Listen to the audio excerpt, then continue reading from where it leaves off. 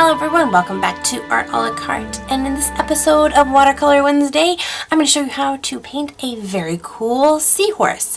So let's get started. If you're curious on how to draw the seahorse, I actually have a video on how to draw this exact seahorse, and I'll leave the link to that in the description box below so you can jump over there, watch that video, and then join us to paint it. So the first thing I'm going to do to this is actually take my gummy eraser and I'm going to lighten up some of my pencil marks. And I'm not going to rub the paper, that's actually going to damage my paper.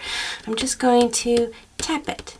Seahorses come in so many different colors and all that, so really you could have fun just determining what you want your seahorse to look like. But I'm going to go ahead and stick with the reference photo that I'm using, and it's kind of a, he's a really kind of goldenish orange color. So what I'm going to first do is I'm going to mix in some of my yellows, and I'm going to lay those in first because those are his lightest colors first. So I'm going to lay all that yellow in here, even though he's not going to end up completely yellow. He just has a little yellow in him. But looking at my reference photos, these types of colored seahorses, yellow is their lightest shade.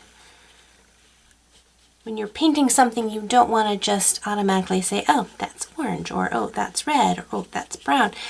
There's so many different shades of those colors that you really want to look deeper and see if you can find what the sub-colors are, not just the primary tone or colors used, but what color makes up the highlights, what color makes up the shadows.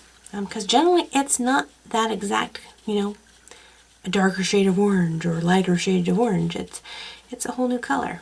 So I have my yellow little seahorse all done in here, and he's still a little bit wet. So I'm going to start placing in some orange. I'm not going to go with my darkest vibrant orange yet. It's kind of like orangey yellow, and I'm just going to start tapping this color in here. But my paper is drying out way too fast. So I'm going to have to fake it. And this is now going to be about controlling my water. I want my water for it to spread and to act as a gradient, but I want to control it too. I don't want it to muddy everything up. I've got a lot of comments from people saying, oh, every time I watercolor, my paints just all meld into one. It just, no matter what I do, they just melt into one little puddle of goo. And what am I doing wrong? And it's just simply, you have to learn to control your paint-water ratio. The more water and paint that you have flowing on your paper, the more it's going to want to mix if it's wet. But if it dries, it's not going to want to mix very well. As in here, see, this paint isn't moving anywhere. When I put it down, it just stays there. So I'm having to physically move it around with my brush. So what I want to try to get is not a solid orange seahorse. So you can see it has some variances. It has some lighter areas, and it gets into a little bit darker, a little bit lighter out there. And I'm going to continue this technique. I'm going to switch now to another shade of orange, just since it's a little bit redder. And I'm going to start putting this in, but now I'm going to be really careful. Now I don't want my colors to spread a lot. I want them to go in between the spines that I drew of my seahorse. So I'm going to lay my colors in here, and I'm going to let them sit for a second. I'm going to let the paper kind of soak that up a little bit, and think about liking that paint, and that paint's going to go, oh, I want to live here. This will be my home. Tell the P.O. Box man to ship all mail here. And then once they've really decided that they like this area, then I'll start kind of cleaning things up a little bit. Here's something that's just happening. So my paper is a little too wet, so my colors are muddying. I'm losing that orange. So what do? I rinse my brush off. So I have a lot of water on this brush, so I'm going to take my towel, I'm going to dry off just a little bit of, so it's still a damp brush but not sopping wet. And I'm going to run my brush along here, and it's going to pick up some of that color. And I'm going to do that. Now you'll see that the color is going eek, and it's screeching in there again. So I'm just going to do it again. Pull that color off of there. And I have to tell you, sound effects work. One of my first art teachers, who he never knew he was my art teacher, but I watched him all the time, was Bob Ross. And he made sound effects. I loved Bob Ross. And I learned so much from him. And so I still to this day tell my art students, make sound effects while you're doing this. Do sound effects. It helps. So I'm going through here and I'm pulling this up.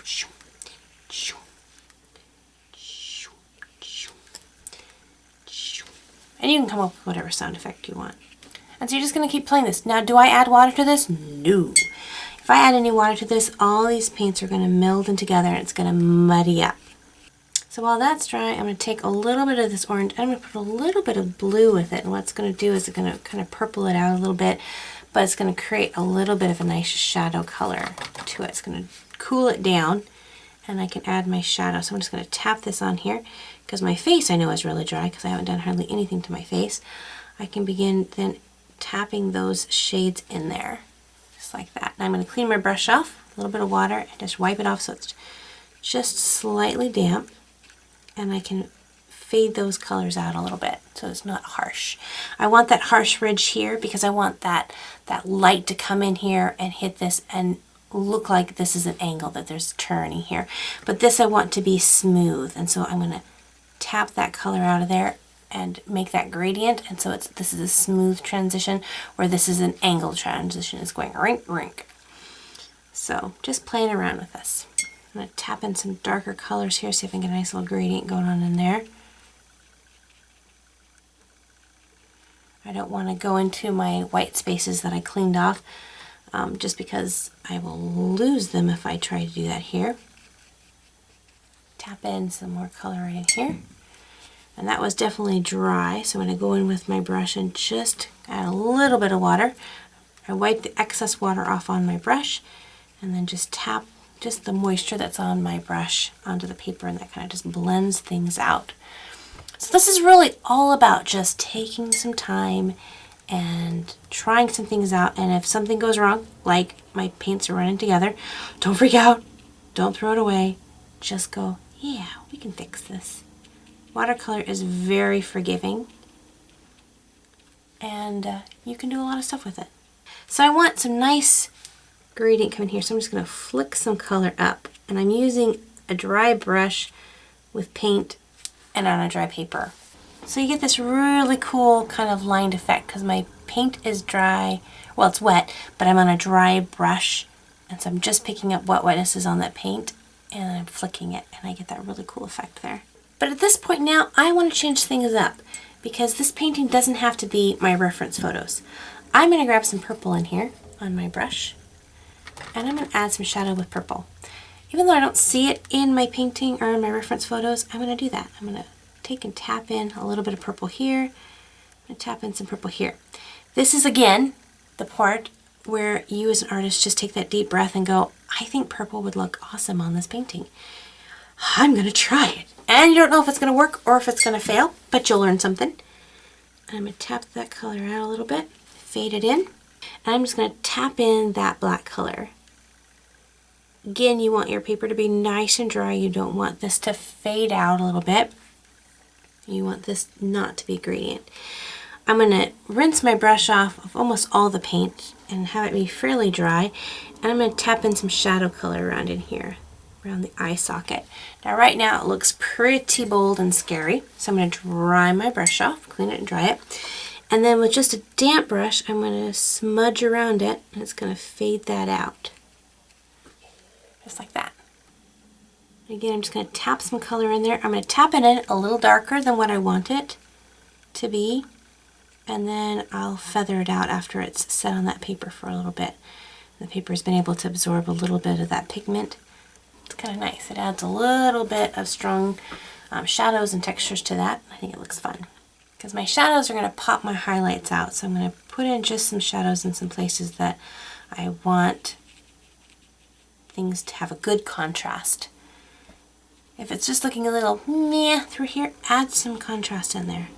It'll just shake things up a little bit and you'll be amazed. So there's still some water in there, and I'm just going to scriggle that paint around there and feather it up just a little bit. Alright, so what I'm going to do now is I'm going to jump into time lapse and I'm going to do the background. I did him first because he's got so much color, and the background's going to have a couple of things going on, but it's really going to be a little bit darker, so I wanted to get him painted in first so that I knew how far to bring the paint in. So I'm going to do this part in time lapse so you guys can watch and enjoy, and I'm going to open my window because it's hot, and I'll come back at the end with some closing comments.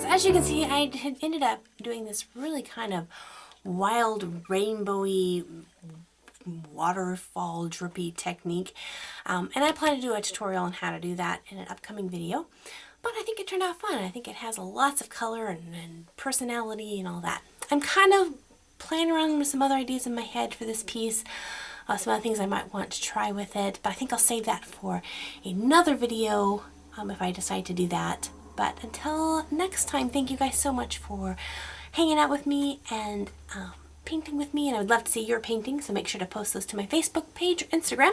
And until next time, God bless you guys, and we'll see you later. Bye-bye.